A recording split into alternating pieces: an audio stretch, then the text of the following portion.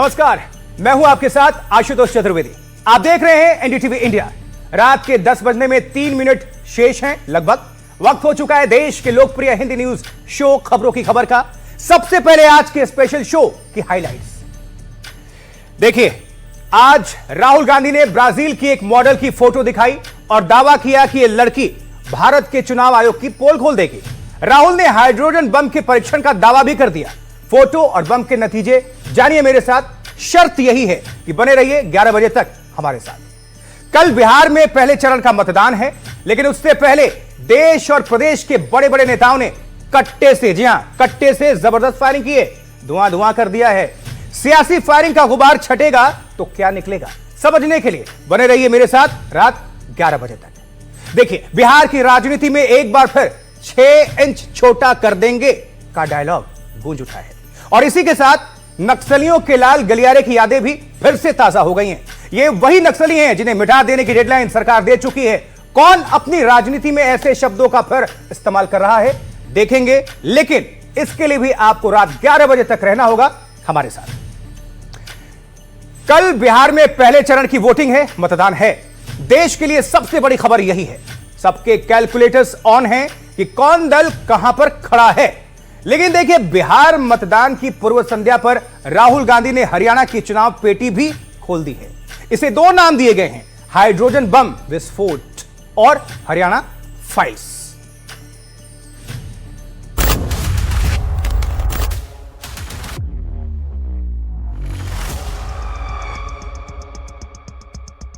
अब मैं आपसे पूछना चाहता हूं और हरियाणा के युवाओं से पूछना चाहता हूं, हरियाणा की जनता से पूछना चाहता हूं कि यह कौन है, इसकी एज क्या है, यह कहां की है, इसका नाम क्या है।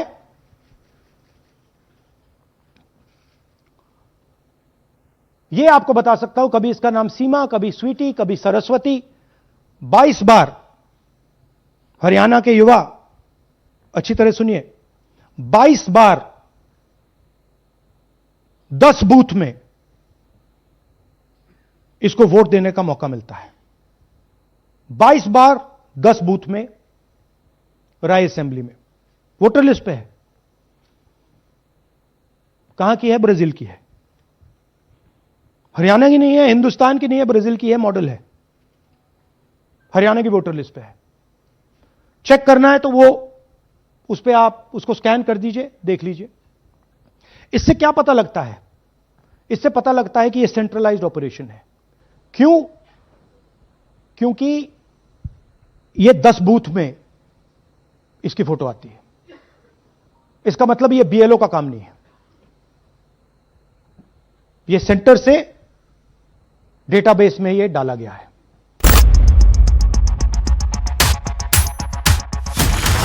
लड़की का चेहरा दिखाकर राहुल ने भारत के चुनाव आयोग पर हमला कर दिया। राहुल गांधी ने आज दावा किया कि हरियाणा 2024 के विधानसभा चुनाव में कांग्रेस जीत रही थी, हर एग्जिट पोल में आगे थी, पोस्टल बैलेट में भी आगे थी, लेकिन नतीजे आए तो कांग्रेस हार गई। हम 22,000 से चुनाव हारे and 25 lakh is our estimated fake voters. उसमें से यू कैन से, आप ये भी बोल दो कि भैया 2-3 लाख तो एक्चुअल एरर है, बोल दो। ब्राजीलियन लड़की एरर नहीं हो सकती, 100 फोटो एक बूथ में एरर नहीं हो सकता, राइट? तो 20, 22, 23 लाख तो 100% फेक है। अब 20 लाख 100% मतलब 1 में 8 फेक है। इलेक्शन होता है 2-3% का, तो अगर आपने 8% उठा के, मतलब 18 ले गए, 12% उठा के ले गए, तो इलेक्शन ही नहीं है। बिग पिक्चर क्या है हरियाणा के युवाओं? बिग पिक्चर है कि आपकी सरकार चोरी की गई है, चोरी की सरकार है, फेक सरकार है। 2 करोड़ वोटर हरियाणा में, 25 लाख वोट चोरी।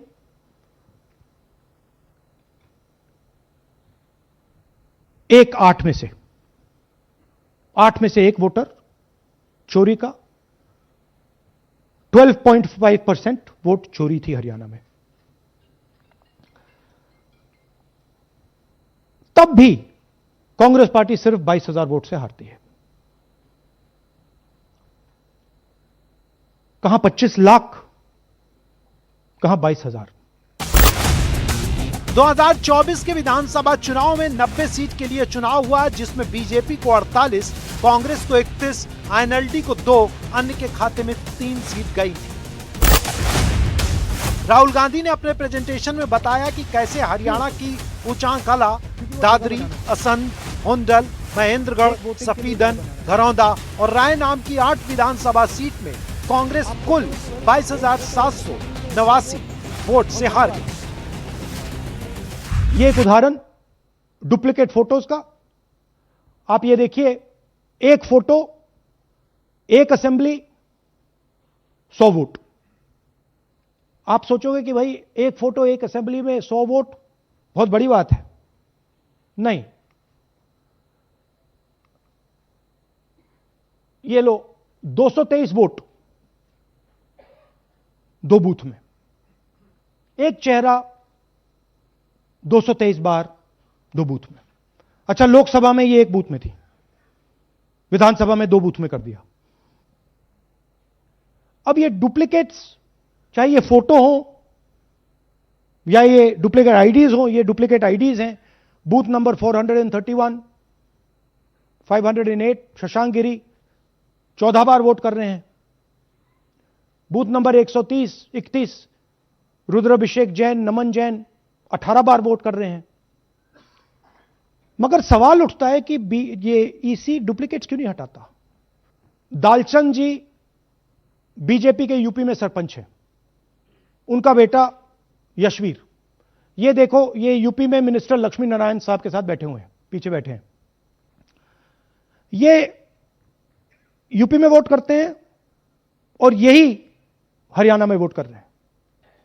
इसमें देखिए, इसमें इन्होंने अपना पिता का नाम बदल दिया, मगर बात हमने पकड़ ली क्योंकि बेटे ने बाद नाम नहीं बदला, तो बेटे का पिता का नाम दालचंद और उधर उसने बदलने की कोशिश की, मगर पकड़ लिया। और यह सिर्फ एक उदाहरण नहीं है, ऐसे हजारों वोटर हैं जो यूपी में वोट कर रहे हैं और फिर आकर हरियाणा में वोट करते हैं। राहुल गांधी ने चुनाव आयोग पर कई आरोप लगाए, बल्क वोटर और वोटर के नाम कटने का भी दावा किया। 19 लाख बल्क वोटर्स। मैंने टीम से कहा कि भैया फिजिकल रिकॉर्ड्स लाओ कि मैं दिखाऊंगा 19 लाख कितने होते हैं। वो कहते नहीं कर सकते, इतना बड़ा है कि मतलब नहीं कर सकते। बीजेपी लीडर उमेश, इनका एड्रेस हाउस नंबर 150, इनके घर में 66 लोग रहते हैं। चेक किया, झूठ। हाउस नंबर 265 होटल में 501 लोग इसमें रहते हैं। चेक किया, झूठ। 500 लोग कैसे रह सकते हैं घर में? कौन सा घर है जहां 500 लोग रहते हैं? हाउस नंबर 1904 108 वोट, वो देख लीजिए, छोटा सा घर है, इसमें 108 वोट नहीं रहते। Deleted voters. हमें फॉर्म नहीं मिली, मगर हमने जाके इंडिविजुअली चेक किया है, और ये है उदाहरण। Can you play? मेरा नाम अंजलि है, मेरे पति का नाम अमित है। मैं राय विधानसभा मलिकपुर गांव की रहने वाली हूं और मैंने लोकसभा इलेक्शन में वोट किया था, लेकिन जब मैं विधानसभा के इलेक्शन में वोट करने गई तो मुझे बताया गया कि मेरी वोट कट चुकी है, और फिर मैंने दोबारा अप्लाई किया तो मेरी जून के एंड में मुझे वोटर कार्ड मिला। मैं गांव मलिकपुर का रहने वाला हूं और क्या नाम है, मेरा राय हल्का लगता है, जिसमें से हमारे भाइयों की वोट काट दी गई है, जिनका नाम है अनुज, राहुल और उनकी पत्नी है साक्षी और सोनिया, जिनकी वोट विधानसभा में काट दी गई थी। फेक पिक्चर्स, उसमें ब्राजीलियन मॉडल की पिक्चर, यूपी के बीजेपी लीडर्स, यूपी के बीजेपी कार्यकर्ता आकर हरियाणा में वोट करते हैं, यूपी में वोट करते हैं। ब्लर्ड फोटोग्राफ्स, किसी को रुकवाना हो रुकवा दो, किसी से वोट लगवाना हो लगवा लो। हाउस नंबर 0 जो इलेक्शन कमिश्नर कह रहे हैं होमलेस लोगों का है, वो क्लियरली हमने आपको दिखाया कि झूठ बोल रहे हैं। And finally deleted voters. तो ये है इनकी व्यवस्था, और वो जो मुस्कुरा रहे थे पहले चीफ मिनिस्टर, इसके कारण मुस्कुरा रहे थे, और इस सिस्टम से इन्होंने हरियाणा का चुनाव चोरी किया है। राहुल गांधी ने बिहार के उन वोटर्स को भी पेश किया जिनका दावा है कि सर की वजह से उनका नाम वोटर लिस्ट से कट गया है। Some examples from Bihar, where again, this is an example just from one village, where voters have been deleted. We've invited them to come and talk to you. हम Jamui district से belong करते हैं। मेरा गांव धर्मपुर है sir, इस्लाम नगर block से। हमारे साथ में ऐसा सरकार कर रहे हैं जो कि कहने लायक नहीं है।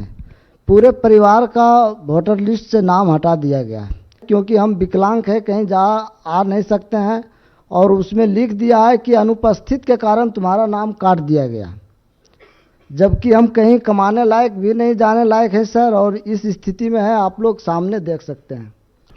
मेरा नाम भी वोटर लिस्ट से काट दिया गया है। हम लोग जो बोले आपका नाम कट गया तो उसको जुड़िए, तो बोला आपका नाम नहीं जुटेगा। आपका नाम नहीं जुड़ सकता। नहीं। तो that is the reality of Bihar. This is just the tip of the iceberg. So this is the state of Indian democracy. यही सिस्टम जो हरियाणा में लागू हुआ, उससे पहले महाराष्ट्र में, मध्य प्रदेश में, छत्तीसगढ़ में, यही सिस्टम बिहार में लागू होगा। देखिए, इंस्टीट्यूशनल फ्रेमवर्क इनके हाथ में है, हमारे हाथ में नहीं है।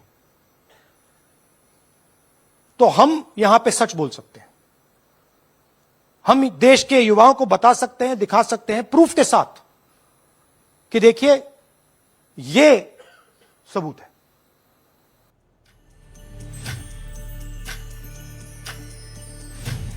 अब देखिए, कांग्रेस के वोट चोरी कैंपेन का यह तीसरा एपिसोड था। इससे पहले राहुल गांधी ने महाराष्ट्र पर आरोप लगाया था, लेकिन कथित सबूतों के साथ आरोपों की पहली प्रस्तुति 7 अगस्त को की गई, जिसमें कर्नाटक की विधानसभा सीट महादेवपुरम का उदाहरण देकर वोटर जोड़ने का दावा किया गया था। राहुल ने 18 सितंबर को दोबारा प्रेजेंटेशन दिया और इस बार उन्होंने अलंद की सीट का उदाहरण देकर वोटर के नाम काटने का दावा किया। तब भी 5 तरह के आरोप थे: नकली वोटर, नकली पता, नकली फोटो, एक वोटर कई जगह और एक मकान पर कई वोटर्स। नाम जोड़ने और काटने पर दावे किए गए थे, अब भी वही हैं, लेकिन चुनाव आयोग और विपक्षी दलों का क्या कहना है वो भी आपको सुनवा देंगे और थोड़ा समझ भी लेते हैं।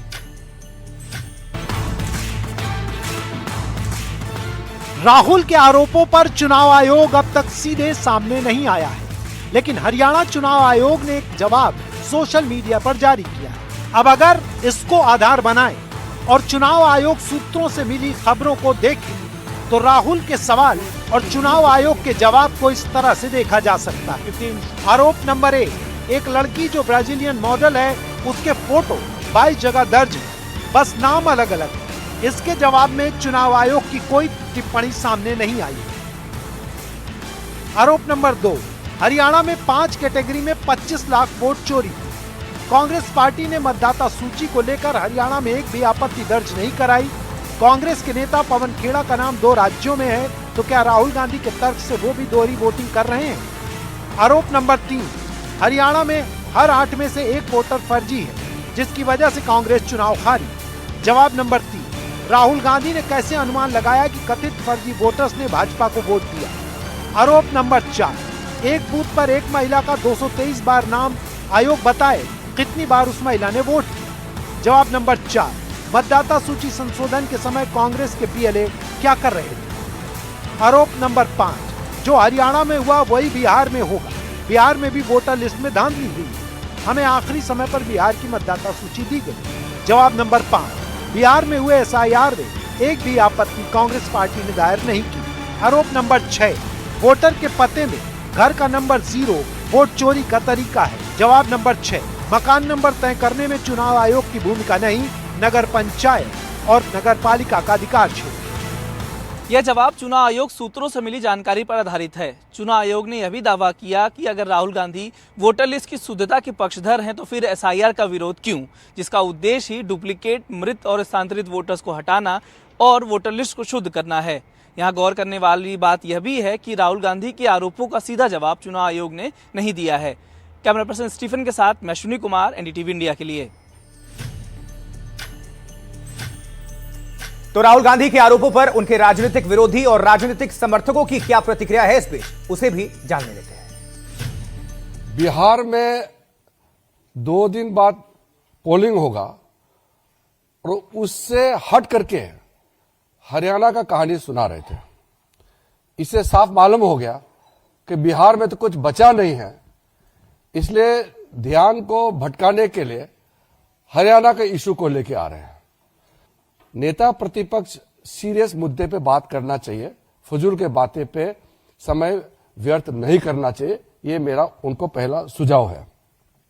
और फिर कांग्रेस के जो वहां के प्रदेश अध्यक्ष, उनका नाम है राव नरेंद्र सिंह, उन्होंने कहा कि वहां तालमेल ही नहीं है ग्रास रूट में कांग्रेस पार्टी का, कैसे जीत सकते हैं। जब उनके नेता, कांग्रेस के नेता ही कह रहे हैं कि वो अपने वजह से हारे हैं, और यहां राहुल गांधी कह रहे हैं वोट चोरी हो गया, इलेक्शन कमीशन को गाली दे रहे हैं। हमारे वहां के हरियाणा के मुख्यमंत्री ने एक लाइन कहा कि हम चुनाव जीतेंगे, हमारा अच्छा व्यवस्था है। व्यवस्था मतलब क्या है? बीजेपी, हमारा डिसिप्लिन, हमारा काडर, हमारा जो कार्यकर्ता, हमारा नेता का समर्पण, हमारा कार्यकर्ताओं का त्याग, ये है हमारा व्यवस्था, ये है हमारा ताकत। इसी से हम विश्वास से कहते हैं कि हम चुनाव जीतेंगे। हम 24 घंटे दौड़ते रहते हैं। मैंने भी अपना जिंदगी में 3-3, 4-4 महीने गांव घर नहीं देखे हुए अलग अलग जगह में पैदल चलते थे। ये हम लोग का सिस्टम है बीजेपी का, ये हमारा व्यवस्था है। ये कोई नई चीज नहीं है। अब आपको अपना वोट भी बचाना है, वोट डालना भी है। सुनने में आ रहा है बिहार में ये भी कहा जा रहा है घर में रहना, वोट डालने मत आना। यूपी में भी यही किया था। इसलिए जहां वोट अपना बचाना है, वोट कटने से बचाना है, वोटर लिस्ट में वोट लाना है और फिर वोट भी डालना है, ये बड़ी जिम्मेदारी है। इसलिए वोट डालना जरूरी है, वोट न कट पाए उसके लिए तैयार रहना है। बिहार के चुनाव में कट्टा, जी हां कट्टा कीवर्ड बन चुका है। जिसको देखो वो कट्टा कट्टा चिल्ला रहा है इस वक्त, मानो कट्टा ना हो बिहार का पर्यायवाची शब्द बन गया हो। अवैध हथियार को किसी राजनीतिक दल या फिर पॉलिटिकल कल्चर की तस्वीर बना देना कैसी राजनीतिक चाल हो सकती है? क्या मकसद यह है कि कट्टे की नोक पर वोटर को किसी खास राजनीतिक दल के खिलाफ खड़ा कर दिया जाए, या फिर 2 दशक पहले के बिहार को फिर से जिंदा किया जाए? एक अवैध हथियार, अवैध कमाई का कुटीर उद्योग, हिंसा का अवैध तरीका, गुनाह का चेहरा, छोटे और गरीब अपराधियों की पहचान, अपराध के नॉन ऑटोमेटिक एरा की धौंस, जंगल राज को याद दिलाने का पॉलिटिकल स्टंट। आरजेडी और कांग्रेस कट्टा, प्रधानमंत्री जी कट्टा बोल रहे हैं। कांग्रेस को कट्टा दिखाकर गठबंधन पर जोड़ने के लिए उन्होंने कट्टा कट्टा रखकर सीएम पद चोरी कर लिया। कट्टा कट्टा के राजनीतिक संवाद की बुनियाद में एक राजनीतिक अदावत है, एक टारगेट, जिसके लिए ये कट्टे की पॉलिटिकल फायरिंग चल रही है। चुनाव कौन जीतेगा और कौन हारेगा, इससे बड़ा मुकाबला ये है कि कौन सबसे बड़ा राजनीतिक दल है, किसके पास सबसे ज्यादा विधायक हो। इस लड़ाई में आमने सामने है बीजेपी और आरजेडी। अभी विजेता आरजेडी है। बीजेपी इस वर्चस्व को तोड़ देना चाहती है। 2005 में जेडीयू के नाम 88 सीटें थी, 2010 में 115, लेकिन 2015 में आरजेडी ने 80 सीट पर कब्जा कर लिया और 2020 में 75 पर। बीजेपी के पास 2005 में 55, 10 में 91, 15 में 53 और 2020 में 74 सीट है। यही वो अंक गणित है जो चुनाव प्रचार में कट्टे की पॉलिटिकल फायरिंग की गुंजाइश बनाता है। जेडीयू घट रही है लेकिन लगातार सत्ता में है, आरजेडी घट बढ़ रही है लेकिन बिना जेडीयू के सत्ता में से बाहर, बीजेपी बढ़ और घट रही है लेकिन बिना जेडीयू के सत्ता से बाहर। ऐसे में कट्टा एक नाल से कई काम कर सकता है। एक, सबसे बड़े राजनीतिक दल की लड़ाई में आरजेडी को हरा सकता है। तो आरजेडी को इतनी कम सीटों तक सीमित कर सकता है कि जेडीयू चाहे भी तो उनकी मदद से सरकार न बना सके। 3, बीजेपी को सबसे बड़े राजनीतिक दल का दर्जा दिला सकता है। और 4, सत्ता के लिए नीतीश कुमार के उलटने पलटने पर ब्रेक लगा सकता है। और ये क्या कहेंगे? ये कहेंगे आइए ना हमारा बिहार में, ठोक देंगे कट्टा कपार में। जिनके ऊपर अपराध के बड़े बड़े गंभीर आरोप हैं, ठीक है, सामान्य छोटा मोटा कोई ऐसा ही अनर्गल कोई आरोप हो तो बात समझ में आती है। गंभीर आरोप है, उनको भी आपने टिकट दे दिया। मुझे लगता है कि यदि इनकी सरकार भी बन जाएगी, वैसे बनेगी नहीं, यदि बन जाए तो एक अपराध मंत्रालय बनाएंगे और उसमें कई विभाग होंगे। लूट का विभाग होगा, मर्डर का विभाग होगा, अपहरण का विभाग होगा, दंगा का विभाग होगा, डकैती का विभाग होगा, छिनैती के विभाग। कट्टा कमर में हो या कपार में, एक व्यक्ति को फौरन अपराधी में बदल देता है। कट्टा चले या न चले लेकिन माहौल मुकम्मल तैयार करता है। आरजेडी के खिलाफ जंगल राज का नैरेटिव तैयार करने में कट्टे की फायरिंग प्रभावी हो सकती है, ऐसा प्रचार मैनेजर्स की सोच लगती है। इसीलिए कट्टा और कनपट्टी हर नेता की जुबान पर कट्टे के ट्रिगर की तरह चढ़े हुए हैं। दनादन फायरिंग चल रही है।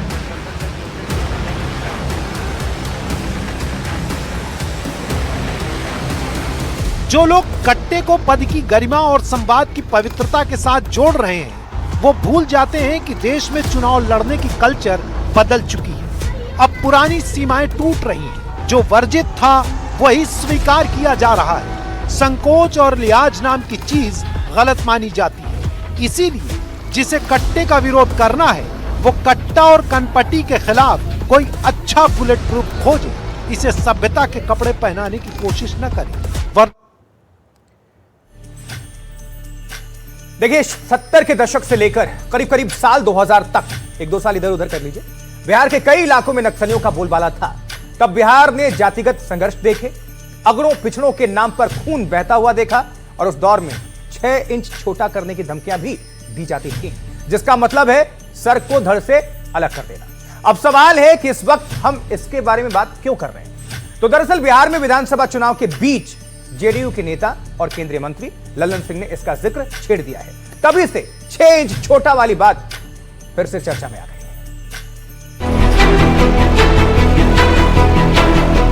भाजपा नेता हर चुनाव के दिन उनका घर से निकले मत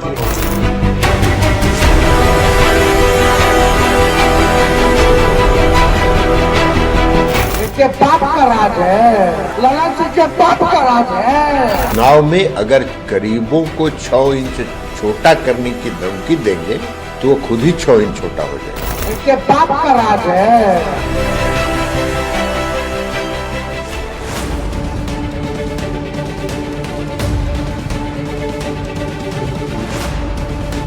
ये राजीव रंजन सिंह उर्फ लल्लन सिंह हैं। जेडीयू के नेता हैं, एक बार के विधायक और 5वीं बार के सांसद हैं, केंद्रीय मंत्री हैं और दूसरी तरफ नक्सलियों का लाल गलियारा है जो कभी हिंसा, गोलियों की गूंज, अगड़ों पिछड़ों के संघर्ष और जातीय टकराव के नाम पर भीषण रक्तपात का गवाह रहा। सवाल है कि हम आपको ये दोनों तस्वीरें एक साथ क्यों दिखा रहे हैं? इसके पीछे लल्लन सिंह का वो बयान है जो उन्होंने अपने विरोधियों पर हमला करते वक्त दिया। वो सफाई है जिसमें वो 6 इंच छोटा होने वाली बात कह रहे हैं।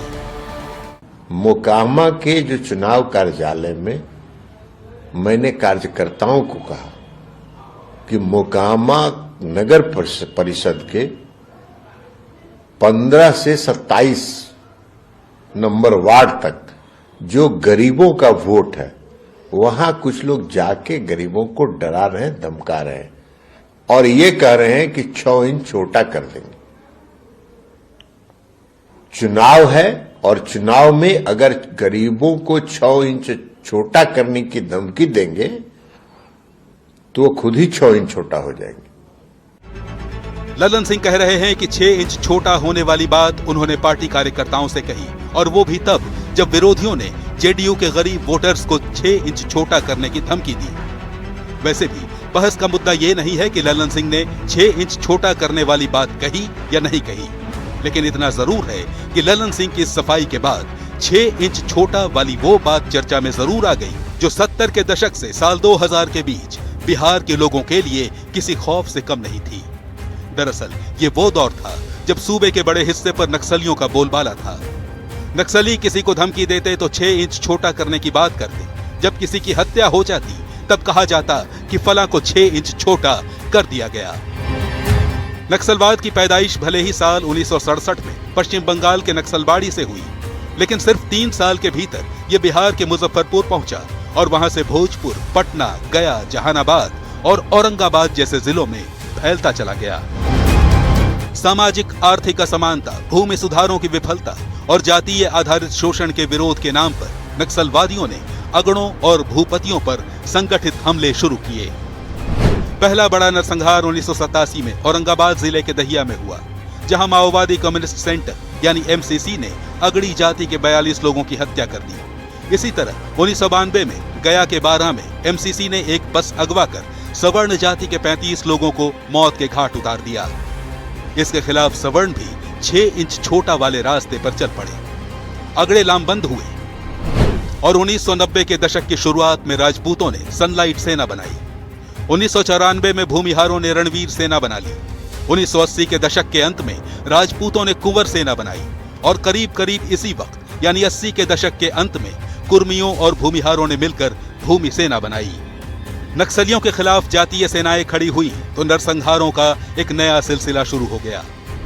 1996 में भोजपुर जिले के बथानी टोला में अगड़ों की रणवीर सेना ने 21 लोगों की हत्या कर दी, जिसमें 11 महिलाएं और 5 बच्चे शामिल थे। 1997 में तब के जहानाबाद और अब के अरवल जिले के लक्ष्मणपुर बाथे में रणवीर सेना ने 58 दलितों को मौत के घाट उतार दिया।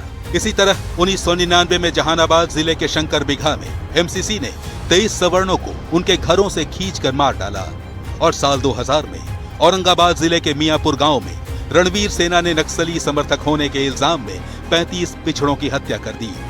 लेकिन इस तरह के नरसंहारों का सिलसिला अब थम चुका है। केंद्र सरकार इसके लिए जिस तेजी से काम कर रही है, उसने बिहार के बड़े हिस्से में 6 इंच छोटा करने वाली बातों को अब गुजरे जमाने के हिस्से में डाल दिया है।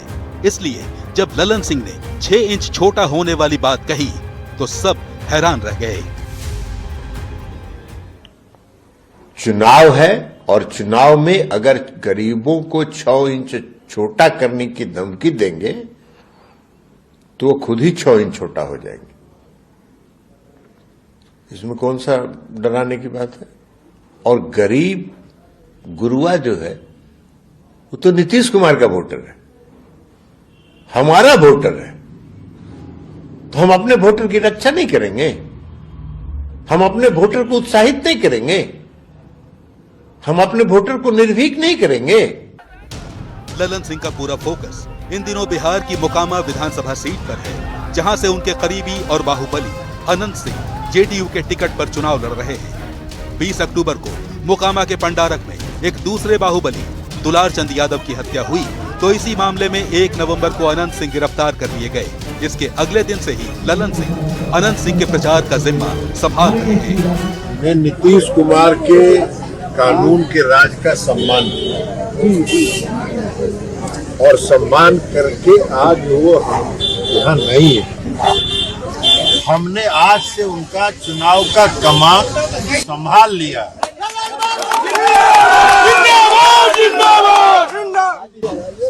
लेकिन एक बात बता देते हैं, ये पूरी घटना जो है, ये घटना कोई अपने आप नहीं हुआ है।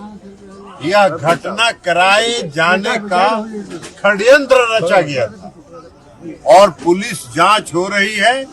पुलिस जांच में सारा षड्यंत्र का पर्दाफाश पुलिस विभाग करेगा।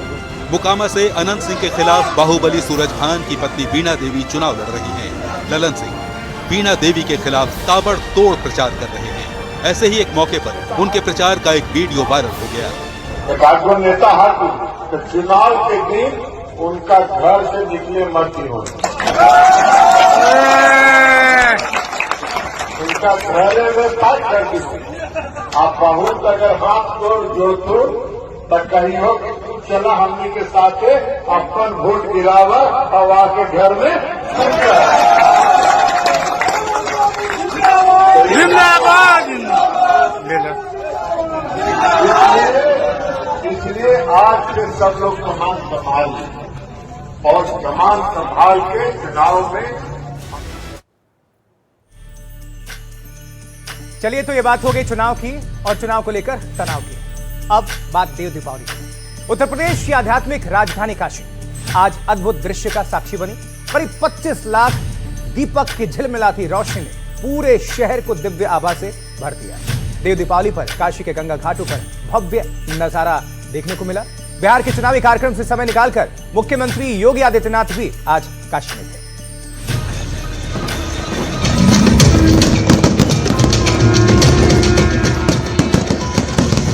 आदि से अंत तक और शून्य से अनंत तक, संसार के जिस प्राचीनतम नगरी का पता इतना विशाल हो, वहां प्रकाश पर्व की छटा के कहने ही क्या। वैसे तो काशी खुद जीवन का सार है, लेकिन इसके 84 घाट जब 25 लाख दियों की रोशनी से झिलमिलाए तो देखने वालों की पलकें ठहर गईं। देव दीपावली पर काशी की दिव्यता हर कोने से झलक रही है। दशाश्वमेध घाट पर दिव्य महाआरती हुई तो 1 लाख से ज्यादा लोग भक्ति के रस में डूब गए। देवता खुद पृथ्वी पर आते हैं और गंगा किनारे दशाश्वमेध घाट पर आज देव दीपावली के उत्सव पर ये खूबसूरत आरती का आयोजन किया गया है और यहाँ पर लाखों की संख्या में श्रद्धालु देश और दुनिया से पहुंचे हैं आरती देखने के लिए। और आप देखिए यहाँ पर भव्य तैयारियां नजर आ रही हैं। तो वाराणसी के करीब 84 घाटों पर लाखों की संख्या में आज दीप प्रज्वलित किए गए हैं, तो दूसरी तरफ दशाश्वमेध घाट पर आरती का ये अद्भुत मंजर देखने के लिए लोग दूर दूर से आए हैं। और आपको बता दें कि देव दीपावली यानी वो पर्व जब गंगा किनारे हर दीप श्रद्धा और आस्था की कहानी कहता है। कहते हैं त्रिपुरासुर के वध के बाद देवताओं ने इसी दिन दीप जलाकर विजय का उत्सव मनाया था और तभी से काशी में ये परंपरा शुरू हुई है। और हर साल कार्तिक पूर्णिमा की रात को वाराणसी के घाटों पर करीब 10 लाख से ज्यादा दिए जलाए जाते हैं। और यहाँ पर इस वक्त ये भव्य आरती हो रही है जो एनडीटीवी इंडिया पर आप एक्सक्लूसिव तस्वीरें देख रहे हैं। काशी में देव दीपावली की शुरुआत सीएम योगी आदित्यनाथ ने नमो घाट पर पहला दीप जलाकर की। मां गंगा की विशेष आरती में शामिल होकर उन्होंने प्रदेश और देश की सुख समृद्धि की कामना की। इसके बाद क्रूज पर सवार होकर गंगा आरती और घाटों पर झिलमिलाती प्रकाश श्रृंखला को देखा। चेरसिंह घाट पर 3D लेजर शो और गंगा पार रेत पर हुई भव्य आतिशबाजी ने कार्यक्रम को और भी मनमोहक बना दिया। देव दीपावली मनाने 40 से ज्यादा देशों के लोग वाराणसी पहुंचे हैं। देश के दूसरे शहरों से भी आने वालों का तांता लगा रहा। काशी वासी आज के दिन का इंतजार करते हैं और हम तो बचपन से देखते आए हैं। धीरे धीरे ये महोत्सव अपने चरम सीमा पर पहुंचता जा रहा है और अब देश ही नहीं विदेश में भी यहाँ पर लोग आने लगे हैं। देव दीपावली का बनारस में अलग ही महत्व है। देवों की दीपावली की कहानी त्रिपुरासुर के संहार से जुड़ी है। इसके बाद शिव को त्रिपुरारी नाम मिला तो देवताओं ने काशी में उतरकर दिवाली मनाई।